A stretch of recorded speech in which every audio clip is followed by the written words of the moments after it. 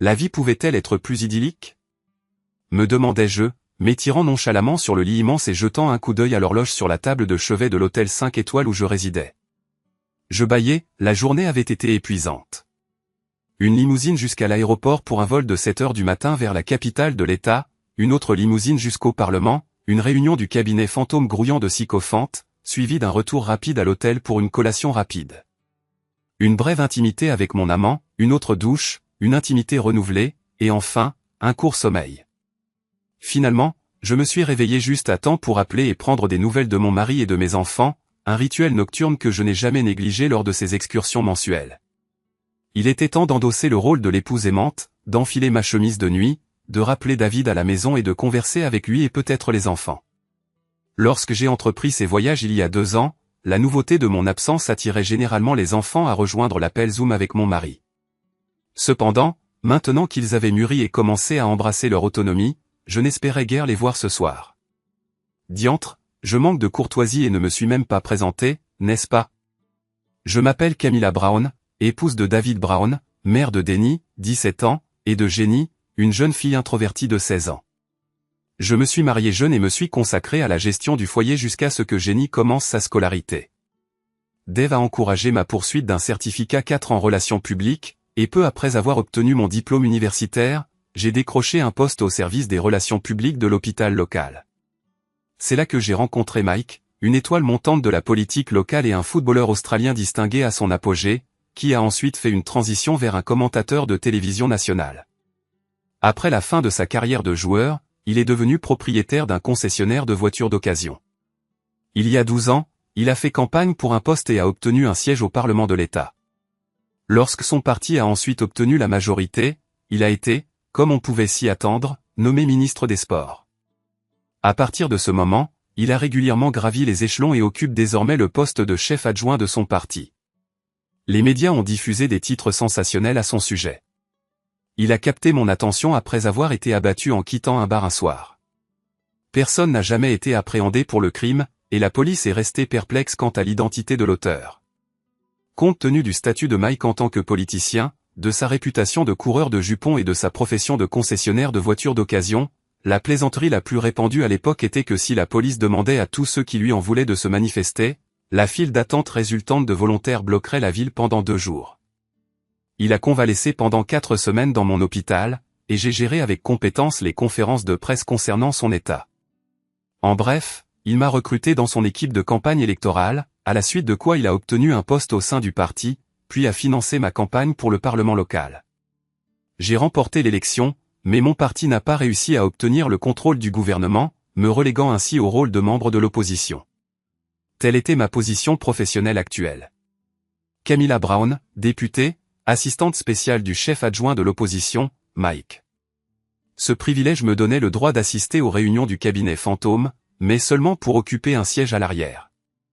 Cela servait de rappel que la position assise de demain serait quelque peu inconfortable.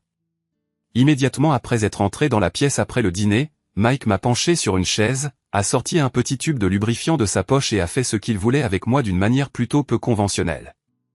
Oh, les sacrifices que j'endure pour le bien de mon ambition et de son patronage.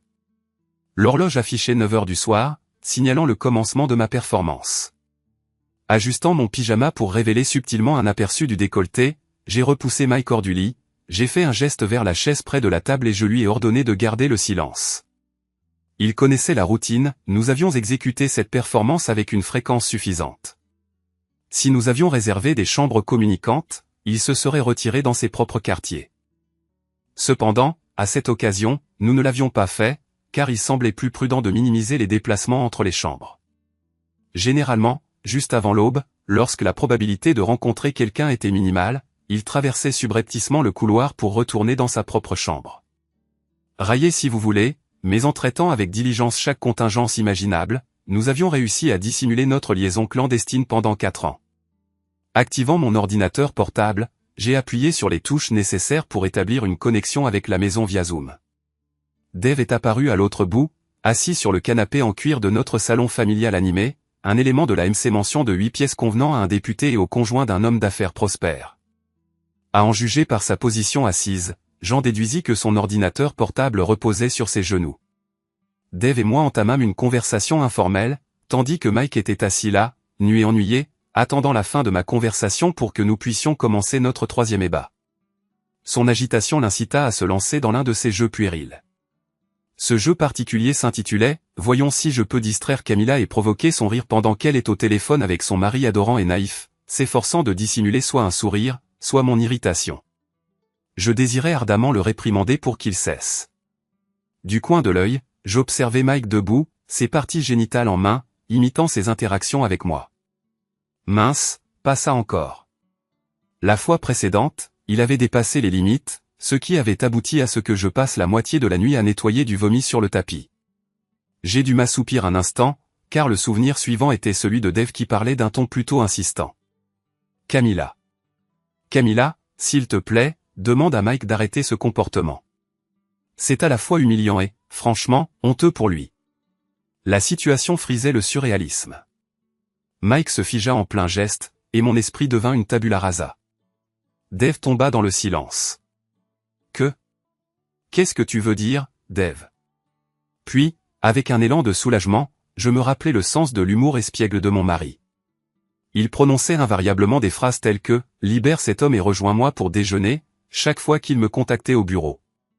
Il devait simplement avoir été chanceux avec son timing.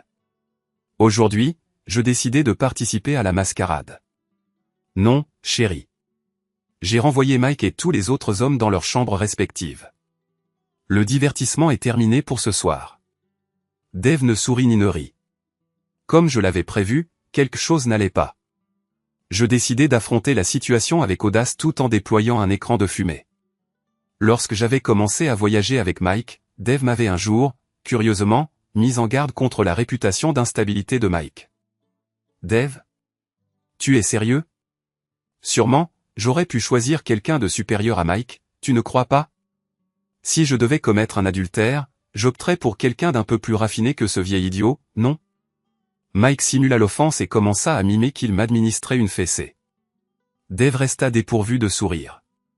Il inspira profondément, comme s'il prenait une décision.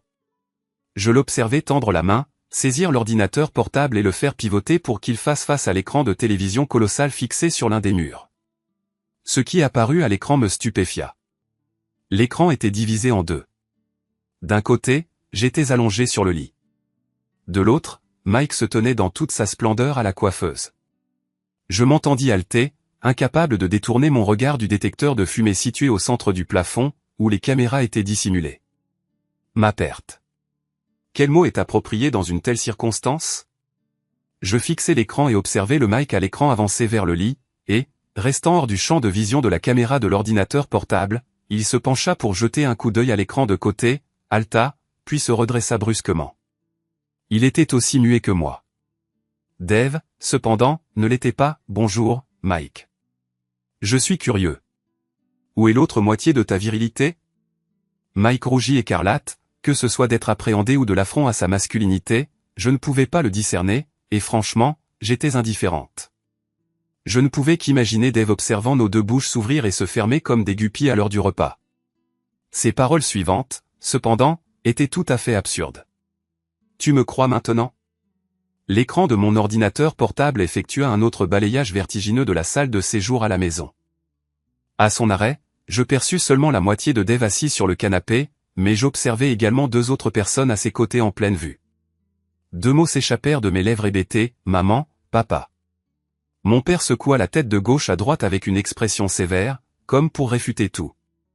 Ma mère, invariablement si expressive, parla d'une voix que je reconnaissais à peine, rauque. « Oh, Camilla, je croyais que nous t'avions inculqué des valeurs supérieures à ça. » Ensuite, elle succomba aux larmes et se retira de la vue. Père la suivit, sifflant, « Adultère ». La porte claqua, et je réalisai qu'ils avaient quitté la pièce. C'était un fait bien établi dans l'histoire familiale que le mariage de mes parents était un second pour chacun d'eux. Ils s'étaient découverts après avoir divorcé de leur conjoint précédent pour infidélité. Si mon cœur avait succombé, et bien sûr il aurait pu, il palpitait avec une telle rapidité que j'aurais maintenant été reconnaissante qu'ils aient même daigné uriner sur ma tombe. Détournant mon regard de l'écran dans un embarras palpable, je regardai Mike. Il restait nu, et le connaissant intimement, je pouvais déchiffrer les pensées qui traversaient son visage comme un téléscripteur à diodes électroluminescentes. Dave devait avoir eu connaissance préalable de l'emplacement précis des caméras dans la pièce. Les images de ces caméras pouvaient être enregistrées. De tels enregistrements pourraient anéantir une carrière, dissoudre un mariage et coûter à un homme son gagne-pain. Tandis que j'observais, une expression de détermination se matérialisa sur le visage de Mike. Il saisit un oreiller, s'en servit pour dissimuler sa honte, et s'assit sur le lit à côté de moi, de sorte qu'il était enfin visible sur la caméra de mon ordinateur portable. Il siffla, « Écoute, cocu, j'espère que tu es assez perspicace pour ne révéler ça à personne. Le moindre mot à la presse, ou si ma femme l'apprend, et ton petit business est fini, tous tes contrats en cours vont s'évaporer. Et bonne chance pour en décrocher de nouveaux. Je m'en chargerai. » Sa voix s'arrêta brusquement. De derrière le canapé où Dave était assis, une silhouette émergea. Au début, seul le torse était visible. L'identité de l'individu devint évidente lorsque les mains de Dave se tendirent à nouveau vers l'ordinateur portable pour incliner légèrement l'écran vers l'arrière. Là se tenait Marie, la femme de Mike. On aurait pu s'attendre à ce qu'elle paraisse mortellement pâle, mais au lieu de cela, elle arborait un léger sourire, presque doux. Curieusement, elle ne prononça pas un mot au début, se contentant d'incliner la tête et de scruter la pièce, évaluant manifestement la présence de témoins. N'en trouvant apparemment aucun, elle se pencha sur Dave, empoignant sa poitrine de la main gauche tandis que sa main droite descendait plus bas. C'était hors cadre, mais j'étais certaine qu'elle caressait ses attributs. Le regard exorbité de Dave confirmait son expression. L'action de Marie était imprévue et presque importune. Presque. « Camilla, ma chère, pensais-je, je me demande sincèrement pourquoi tu as renoncé à tout ça pour cette pitoyable excuse d'homme qui se cache derrière un oreiller.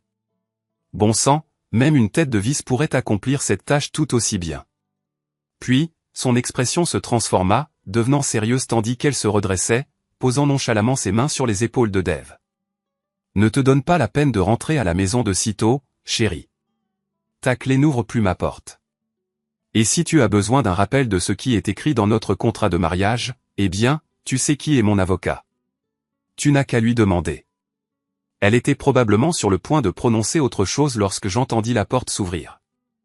Et Jenny, ma douce et innocente Jenny, s'exclama, « Papa, regarde la chaîne suivante. » L'écran de l'ordinateur portable oscilla de nouveau de façon nauséabonde, affichant Jenny debout devant l'immense télévision. À ses côtés se trouvait mon fils, Denny, télécommande à la main, pointé directement vers l'écran. Il zappait méthodiquement les chaînes. Un présentateur de nouvelles se matérialisa à l'écran. Je vais simplement répéter le sujet principal de ce soir. Ce soir, lors d'une conférence de presse conjointe, la femme du chef du Parti travailliste, Mike Harding, et le mari de la députée Camilla Brown ont conjointement demandé le divorce de leurs conjoints respectifs pour cause d'infidélité conjugale. Les deux ont entamé une liaison lors des réunions mensuelles du cabinet fantôme ici, dans la capitale. Stuart Burns, le chef de l'opposition, a annoncé que leur adhésion au parti sera résiliée immédiatement.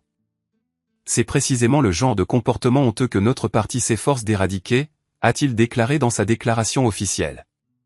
L'écran s'éteignit alors que Denny appuyait sur la télécommande avant de se tourner vers la caméra de l'ordinateur portable positionné devant Dave. « Tu voulais être célèbre, maman ?» demanda Denny. « Au cas où tu te poserais la question, papa nous a consultés avant d'aller voir la presse. Nous lui avons dit que tu méritais tout ce qui t'arrive. » Sur ces mots, il enlaça sa sœur en sanglots et l'emmena. L'écran revint à Dave et Marie. Une larme solitaire coula sur sa joue également. Ne serait-ce que pour cette raison, commença-t-il. Les larmes dans les yeux de nos enfants me suffisent amplement pour ne jamais te pardonner, Camilla. N'espère aucune générosité lors de la procédure de divorce. J'ai eu amplement le temps de tout te cacher, à toi et à ton avocat. Et quant à toi, sale ordure, un jour, toi et moi aurons une rencontre dans une ruelle sombre. En attendant, embrasse tes bijoux de famille pour leur dire bonne nuit. Chaque fois que tu te coucheras, ils auront rendez-vous avec un couteau rouillé et une poubelle.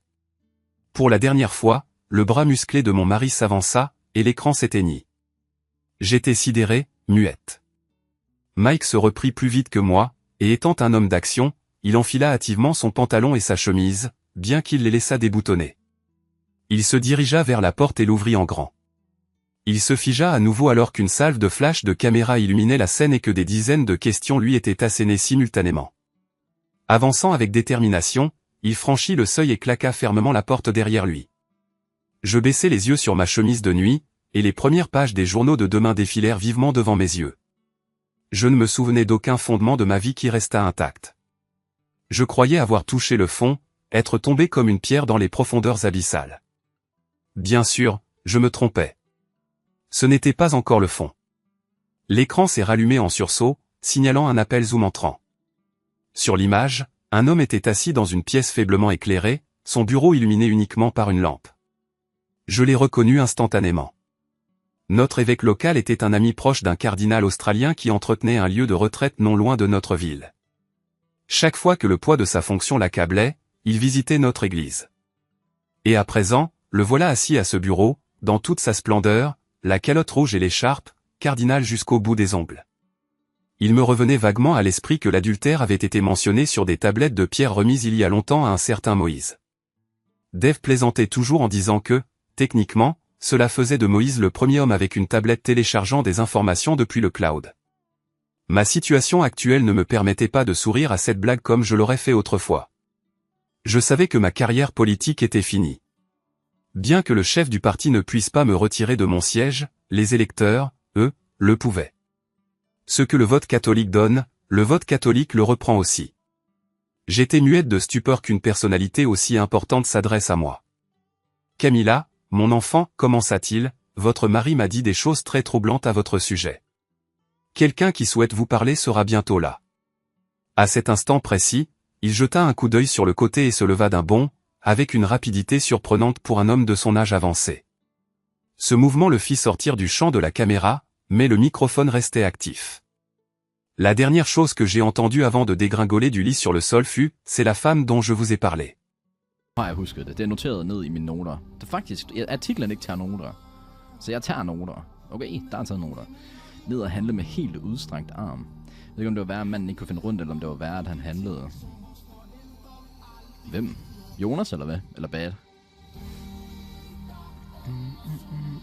Nå, ja, det er rigtigt nok. Men altså, jeg tror heller ikke, jeg ville kunne finde rundt her. Ej, jeg kan simpelthen ikke, altså, jeg tror ikke, i mit liv, der kan jeg ikke få mig selv til at gå ned og handle med en selfie-stang i hånden, og gå og snakke til en telefon, imens jeg går og handler. Det er jo ikke en eller anden lille bondeby, jeg går i. Det er jo en stor by, altså. Altså, fuck, det lyder som det værste, jeg ved. Det gør det virkelig. Can you make the Bullshit stream om English language? Det lyder som om jeg snakker med min mor. Jamen, jeg kan godt huske det jo, altså. Hold kæft, mand. Jeg tror, jeg skal holde mig udenfor, og så hver gang jeg ser et menneske, så går jeg 1 kilometer bue rundt om. Så det bliver en lang gåtur, når vi er ude at gå, altså. Det er derfor, vi skulle have været på det der marked. Jeg føler, det havde været en god stream at tage sin IRL... den første IRL-stream på sådan en. Det havde været fint nok, føler jeg. Hvordan var hestemarkedet, mener du? XCD. Hvad? Du så. Ej, opfade ikke det der ord. Jeg undgik lige selv at sige det. Hej smuk, hvad så human Mikkel, velkommen til, mand. Undgak, bro. Er det ikke lige meget, eller hvad?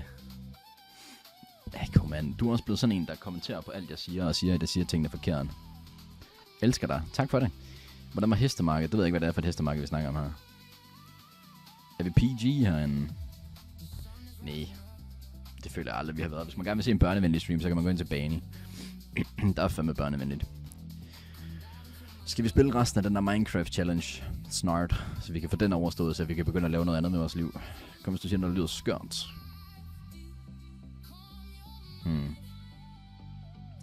Lasse, er du her stadig, mand? Egentlig. Ham der er bare 9 gemmer kvalme. Ja, må se hvad jeg har købt, Lasse.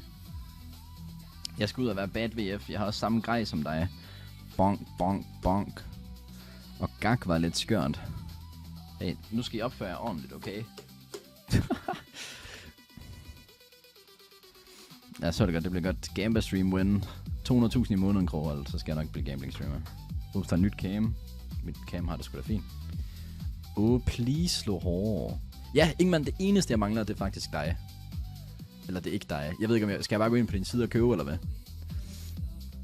Det er fandme crazy skrevet fra jer. Har du lys? Nej, jeg har ikke den der... Han tog bare en fra en eller anden tripod-ting, tror jeg, og satte oven på den, eller et eller andet.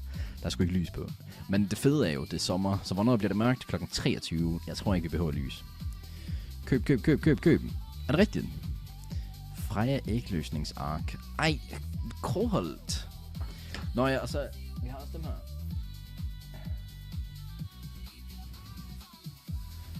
Brug kode GAMBERBAD. Se. Wow. Ikke Musse, der også skrev, girl, are you ovulating? Det de ikke ved, er, at Freja er sådan hver dag. Man kan altid mærke det på hendes beskeder. Kan man det? Kan man det? Nej, det er ekstra. Nå. Så er det bare over for mig. Nå, skal vi spille noget? Det synes jeg lidt. Jeg går ind og gennemføre den der Minecraft-ting. Jeg åbner lige min hacker-client her. Hvis min streaming crasher. Ikke... Nice, dude. Hvad så Nibe, mand? Nibe, har du ikke nogen fede forslag til, hvad for noget IL-stream, man kan lave i Esbjerg? Gunerholdt ikke lavet, som om jeg skriver til dig hver ovulating-periode. Nu er der også lidt for lummerstemning, kan vi fikse? Really?